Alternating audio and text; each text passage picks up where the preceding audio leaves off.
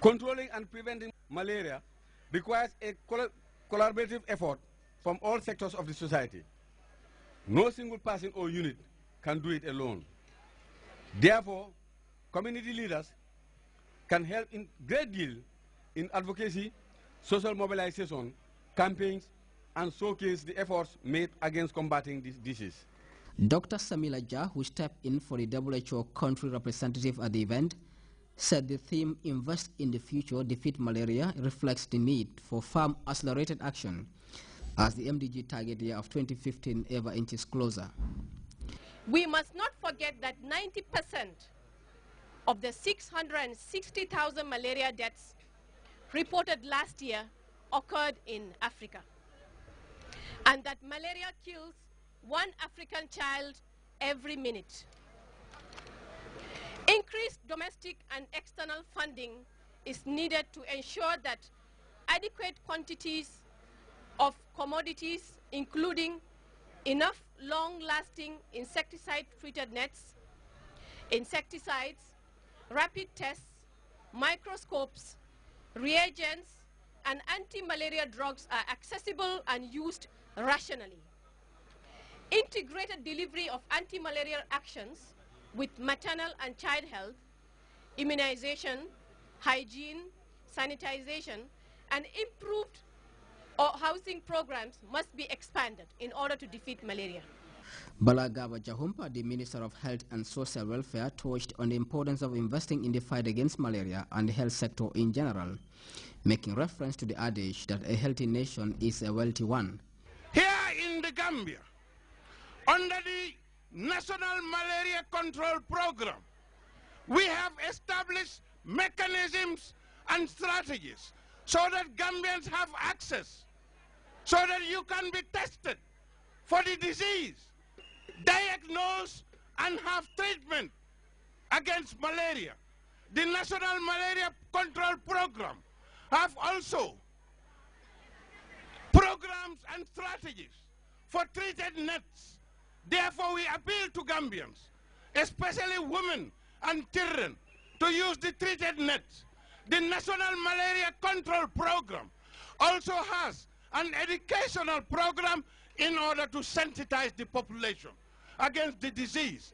The health minister, who also applauded the country's leadership for its strong commitment to the fight against malaria, disclosed that his ministry is working on plans to embark on a massive fumigation campaign of swamps throughout the country, all in an attempt to make the Gambia a disease-free nation.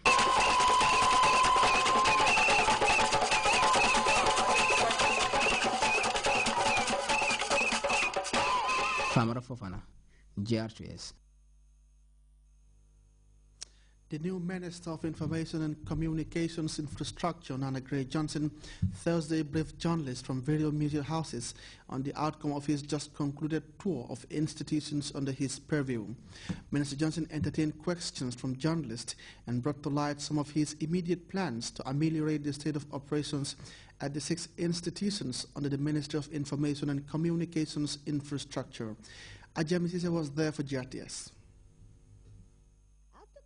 A tour of various departments and installations under his purview, the Minister of Information and Communications Infrastructure has convened a press briefing to brief about his trips to the various offices.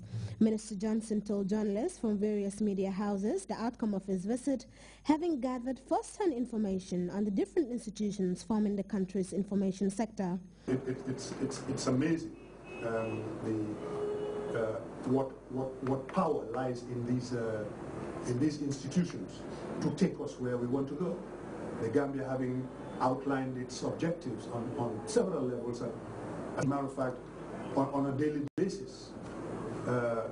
We need to now find out, since we have spokespersons out there in the form of the media, how are they going to engage with government so that we take the objectives forward? And the objectives are clearly laid out in the development agenda.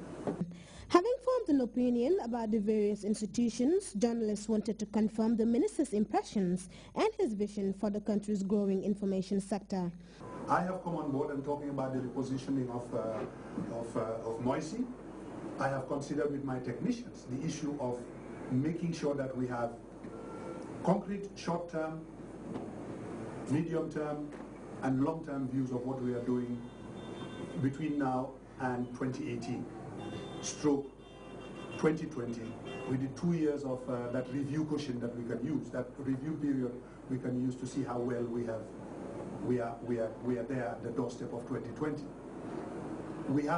It is our major concern that somebody would call GRTS to say, I am here, I am a citizen, I live in a particular place, and I know of nothing that's going on through GRTS broadcasts. Minister Nana Johnson, who was recently appointed to the post, provided thoughtful answers to the questions from the members of the press. Because I don't want to sound like a mouthpiece of those out there, but yes, anytime you're on the radio, when they call, if they can get through, it's like, this is how people will talk to you. Yes. So I know plans are on the board. What is it that you have immediate to help those people out? Thank you. I would like to first ask, like during the tour, are you satisfied with what you met on the ground on this institution? You talk about transformation, and you mentioned about the ACE. I would want to know when would ACE be effective in the Gambia? Well, what do you mean by effective? It's effective now. We are on there, but then of course the licenses are being prepared. Yeah. As opposed to wanting to know the strategies the new ministers has set out to address the problems crippling the various institutions, my question focused on what he thought are the root causes of the numerous problems hindering the advancement of these institutions before ever setting out solutions to address them. That's the general description of what I would say I saw. I saw people at work. I walked into GPPC, and I also regret having just been passing down the street of GPPC and not even poking my head in there to see the energy of what was going on in there. When I was taken on a tour of GRTS, I've been passing this building since it was put up here. But when I saw what was inside these little cubicles around, I was amazed. And what I saw people working against great odds. The Minister of Information and Communications Infrastructure took on the day's deliberations, responding to each question as it was posed. For him, the next move now is to table out the problems facing a sector which he says needs transformation. For GRTS News, I am Ajami Sise. Of the Interior has issued a press release banning the use of vehicles with tinted glasses except for a certain group of officials. To shed more light on these latest directives, police spokesperson Cadet ASP David Kujabi sat down with our Farman Fofana in this interview. This press release is an executive directive banning the use of tinted glass vehicles except by a select few, which we will mention here. Okay. Yes. Tell us. Who and who? Those who are qualified to drive tinted glass vehicles are the Speaker of the National Assembly, Chief Justice, Secretary General, Cabinet Ministers, Secretary to Cabinet, Deputy Secretary to Cabinet, Permanent Secretaries, Solicitor General and Legal Secretary, Chief Justice, Judges, Ombudsman, Deputy Speaker of the National Assembly, Ambassadors, Regional Governors and Mayors, all service chiefs and their deputies mentioned hereunder. Okay. Chief of Defense Staff, Inspector General of Police, Director General National Intelligence Agency, Director General Gambia Immigration Department, Director General National Drug Law Enforcement Agency, Commander Gambia National Army, Commander Gambia Armed Forces, Commander Gambia National Guards, Commander Gambia Navy. Okay. Yes, these are the only people who are allowed to drive tinted glass vehicles. Okay. Yes, and we also want to emphasize here that even these that have been selected to drive tinted glass vehicles must get a clearance from the Ministry of Interior. Okay. Yes, they are supposed to get a certificate of clearance from the Ministry of Interior, and this includes only their official vehicles. Okay. It does not include their utility vehicles at all. Okay. Yes, and service personnel are advised to stop any vehicle that does not have this clearance. Okay. Yes. That reminds me, apparently right now we have in the traffic or in town a lot of vehicles across the board